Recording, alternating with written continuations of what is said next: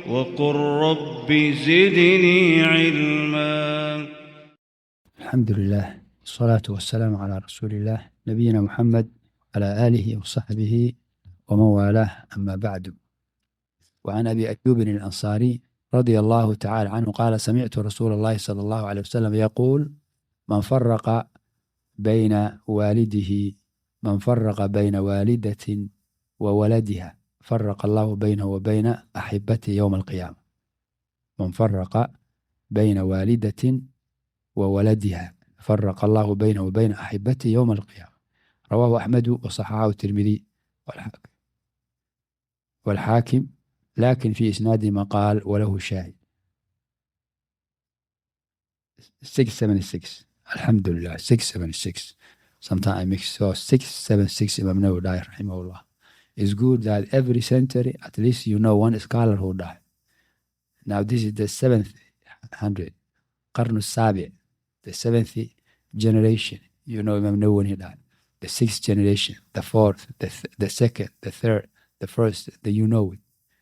Yes, until today, you know one scholar who died within that 100 years. نعم. المهم, if not more. In this hadith, رواه أحمد وصححه الترمذي والحاكم, لكن في إسناده مقال وله شاهد. Narrated Abu Ayyub Al-Ansari, may Allah be pleased with him, he said, I heard Allah's Messenger sallallahu alaihi wasallam say, whoever separates a mother from her child, may Allah separate him from his beloved ones on the day of resurrection. Whoever separates a mother from her child, may Allah separate him from his beloved ones on the day of resurrection. Reported by Ahmad, At-Tirmidhi and Hakim Ghariri. It's Sahih, means authentic. However, it is a chain of narrators, has some weakness, but it has supporting narration. In this hadith, the Prophet ﷺ forbade to separate between mother and her child. What it means? Some ulama, they say the hadith is specific to one case. Some they say it's general. Specific to one case is selling is a female slave. Female slave, and this man, he is selling, he has both her, the woman, the mother and her daughter, and he's selling one of it to somebody and the other one to someone else, or he giving one as a gift to somebody and the other one. So this separation is not allowed, it's haram. It hurts the mother and the daughter as well. Some ulama like Ibn al-Qayyim, they say it's general. Even free person, woman cannot be separated from her child. Ibn al-Qayyim rahimahullah ta'ala, he said, explaining that, في زاد المعاد فإنه جعل يعني الشارع الأمة أحق بالولد من الأب. فإنه جعل يعني شارع الأمة أحق بالولد من الأب مع قرب الدار وإمكان اللقاء كل وقت لو قضي به للأب، وقضي ألا توله والدة على ولدها. وأخبر أن من فرق بين والدة وولدها فرق الله بينه. نعم. الأمة، أحسنت. وير الأمة؟ الذي عندي الأم. And you will understand from the completion that it doesn't mean slave. He means the shagam in general, mother in general. أعيد. He said, ابن القيم في زاد المعاد قال فإنه جعل يعني شارع الأمة أحق بالولد من الأب مع قرب الدار وإمكان اللقاء كل وقت لو قضي به للأب، وقضي ألا توله والدة على ولدها. وأخبر أن من فرق بين والدة وولدها فرق الله بينه وبين أحبته يوم القيامة. ومنع أن تباع الأم دون ولدها والولد دونها وإن كان في بلد واحد. فكيف يجوز مع هذا التحليل على التفريق بينها وبين ولدها تفريقا تعز معه رؤيته ولقاؤه ويعز الصبر عنه وفقده. انتهى. Ibn Qayyim rahimahullah ta'ala said what means that the Sharia, the legislation forbade, gave the mother having more right on her child than the father. The mother has more right to keep the child with her than the father. And that's understandable. Mother loves her child more than the father. And direct. So the Sheikh said, مع قرب الدار وإمكان اللقاء كل وقت.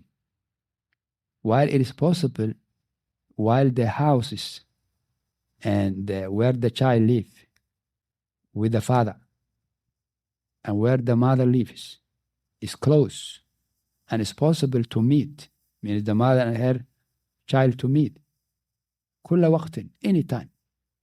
لو قضي به للأب, if the ruling, the judge, he give the father the right to keep the child. If the judge make a decision, this child should be raised by the father, not by the mother. Why? Sometimes mother may be negligent. Sometimes may not be able to take care of the child. Sometimes the like may be sick. And the like. If there is a reason to hand the child over to the father and they live the same area, the father cannot stop the mother meeting with her child anytime, even if he is the one who is given the custody. If they are in the same country. If they are in the same country. He said, how about with this, to make it lawful to separate the mother and her child? This type of separation, it will be very hard on her to ever see him, to ever meet him. How is it possible? Means that the mother has right to be around her child. Even if the father take the custody, she must see anytime she wants. And the opposite is also is haq, that father must see his child. He must see his child. This is the right of a parent over the child. And this is the benefit of the child before it be the benefit of the parents. This is in Islam. طيب. Today what happened with some Muslims, وَالْعِيَاذُ بِاللَّهِ, they don't agree on the marital life, marriage, they divorce. First thing they rush, each one, to cut off the child from his parent, from the mother or from the father. أعوذ بالله, spreading instigation and hatred to the heart of the child against his mother, against his father. Your mother neglected you. She didn't do this. She didn't do this. Mother did. Mostly, based on my little knowledge, is the woman who does that. So cutting the child from his father, simply because of difference happened between the two parents. The child is innocent. He doesn't have to do anything with this. His mother is his mother. His father is his father. He has right to get the custody and the care and the kindness of each. So someone doing that, يقوم بما يسمى في الشريعة قطيعة الرحم. Cutting off the ties of kinship is a major sin. Even it makes the person blind, such a way he doesn't understand the truth. If he is a cause of cutting off the ties of kinship. فهل عسيتم إن توليتم أن تفسدوا في الأرض وتقطعوا أرحامكم أولئك الذين لعنهم الله فأصمهم وأعمى أبصارهم. Very dangerous to cut off your relative, your father, your mother, your daughter, your sister, your brother, your aunt, your uncle, and the like. Haram. It's a major sin. You cannot, and you can't be the cause of someone to cut. It's a major sin. On the day of judging, Prophet ﷺ mentioned, on the bridge, on the top of Jahannam, who's going to be there? Two on the corner of the bridge. Al-amana wal-rahim, the trust and the kinship. If one of them cuts you, hold you back, you lost. Be careful.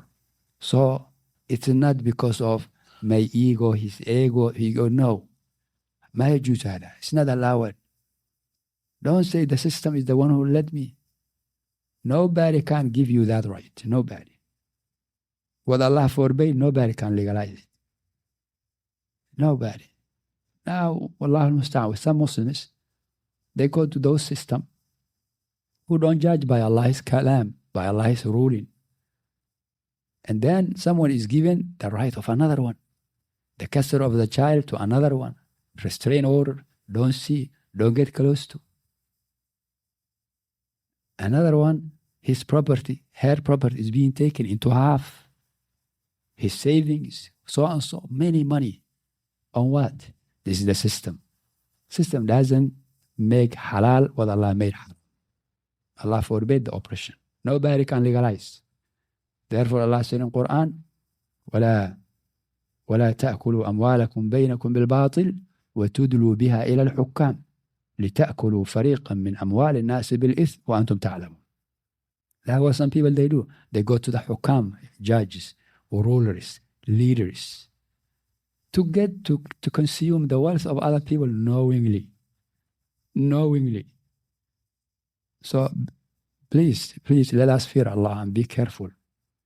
What we are getting from people, whether it's their children, whether it's their money, whether it's their honor, whether it's their freedom, be careful. We're dealing with Allah. We're not dealing with man. But the day of judgment is coming. All these things will perish.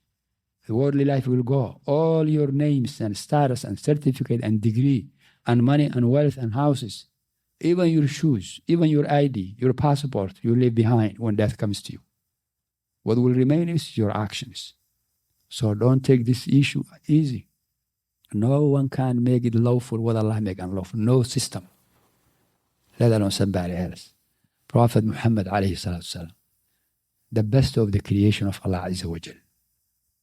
He said, إنكم تختصمون إلي ولعل بعضكم ألحن بحجته من بعض وإنني أحكم على نحو ما أسمع فمن قضيت له بحق أخيه فإنما أقطع له قطعة من النار إن شاء فليأخذها أو ليتركها أو كما قال صلى الله عليه وآله وسلم. He sallallahu alaihi wasallam said, you coming to me to judge between you. And maybe some of you are more eloquent than the other.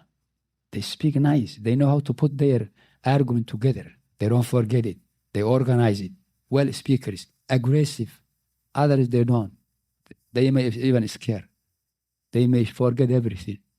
All what they were preparing last night of document, they lost it. They forget it in the car. Many things taking place. They don't forget what they know. They don't know how to talk. They fear when they stand in front of so and so.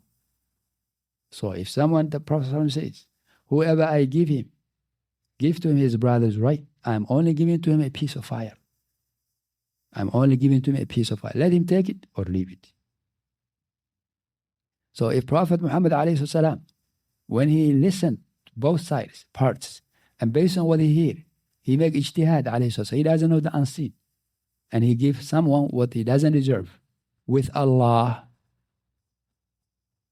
that is not going to be halal for that person. He's going to be hellfire. Even if the ruling was given by Prophet Muhammad alayhi salam. Because Prophet, he judge what he hears, not what's in the hearts and what's hidden. If this is the case of Messenger Muhammad alayhi salam, who court, who judge, can legalize for you what is right. Therefore, fear Allah. When conflict happen, dispute happen in children, in money, in property, in any other things, go back to the deen of Allah Azza wa Jal. فَحُكْمُ إِلَى اللَّهِ. The rule is for Allah. It is the hypocrites that don't go to the rule of Allah when they think they will not get what they want. ويقولون آمنا بالله وبالرسول وأطعنا ثم يتولى فريق من بعد ذلك وما أولئك بالمؤمنين وإذا دعوا إلى الله ورسوله ليحكم بينهم إذا فريق منهم معرضون أفي قلوبهم مرض أم ارتابوا أم يخافون أن يحيف الله عليهم ورسوله بل أولئك هم الظالمون إنما كان قول المؤمنين إذا دعوا إلى الله ورسوله ليحكم بين أن يقولوا سمعنا وأطعنا. Subhanallah. So it's the believer The believer, when he hears the rule of Allah, he says two things. He hears. How can you hear the rule of Allah if you don't look for it? If you don't look for it, you're not going to hear. You have to look for it to hear the rule of Allah. And that's not sufficient. وَأَطَعْنَا, I obey it. I hear and obey it. Many Muslims, may Allah forgive us, we hear, we disobey. This is the action of Jewish. سَمِعْنَا وَعَصَيْنَا. We hear and we disobey. No, a believer, this is the rule of Allah. I hear and I obey. Even if you lost your own property. Because Allah subhanahu wa ta'ala, even if the judge mistake, he mistake. He couldn't verify. He judged based on what he hear. He give your house, your money to somebody else. You're going to get your right one day. So don't have depression. Don't kill yourself, commit suicide. Don't cause fitna between the tribes and the nations and the people and the community, spread and so on and so. Come down. Have certainty you're going to get your right one day. Don't retaliate, don't revenge. Such a way, corruption is taking place. Some people, when they want to fight someone, they forget everything. It doesn't matter. They tell you that they will not succeed in this issue. They're going to lose. The other part's going to lose. Money is involving. Headache, problem. Even the children, they may lose. There is a possibility that both of them lose the children. Regardless. To fight that one, they go so extreme. La, a believer, he is wise. He look the outcome. What's the consequence? What's the consequence? So, to avoid this, it become a custom. People's property are being taken. People's children are being taken. Parents are being stopped from visiting their children. And these children, it hurts the children. It hurts. Children, they are on a fitrah. Whenever they see a man with children with their father in a playground, and they don't see their father with them, they will question. They will question. Psychologically, mentally, so much pain. Why so and so has his father with him? Why not me? They know them. Some people, they know that. So in order to convince the child, they instigate. He neglected you. He did this to you. He did this to you. And the opposite happened. It's the worst. A man to cut his children from their mother. The mother has more right. She has more right. Even in Islam, sometimes the children will be given, the custody will be given to the mom. Sometimes to the father. Whichever the children is given to have the custody, the other one must have communication with his children. Must take care of. Father is the one who should provide his children. There's another corruption happening. A father not providing his children. His mother is providing. In Islam, it's not on a mother to provide her child. It is not. So if the judge says she should pay half, and you should pay half, and the children need those, they need 1,000, he said you pay 500, and she pay 500, that 500, you take him without haqq. You take him without right. Because it's you as a father to provide your children and to give them the necessity. That's in Islam. Mother doesn't have to. She take care of herself. If she's divorced, she take care of herself. But the children has a father. It's on him to provide. So a lot of things are being... So the Shaykh, rahimahullah, he said, it's not allowed to separate, to stop mother seeing her child anytime. كل وقت. Even if the judge gives the right of the children being with the father, he cannot. The father can't do that. Unless there's some necessity. Father is a danger to the kids. It's reality. It's crazy. As happened, Nasallallahu Sallallahu Alaihi Wasallam, he might slaughter the child if you see it. Now it's different. It happened. It happened. Or the mother, she's the same thing. She may put a knife on the children. It happened. It's something happened. It's something happened. Both incidents, it's something happened. I pray janazah on a child killed by his father, slaughter him. Because he was sick. So he was not supposed to be allowed. It was known. So this exception. On the other side, father being starved from mother, from his children, and the woman in an oppressive way. And then next, she ended up killing the children. All this is dhulm, is oppression. So any conflict, any differences should be taken back to the rule of Allah subhanahu wa ta'ala and the rule of his messenger Muhammad alayhi salatu wassalam.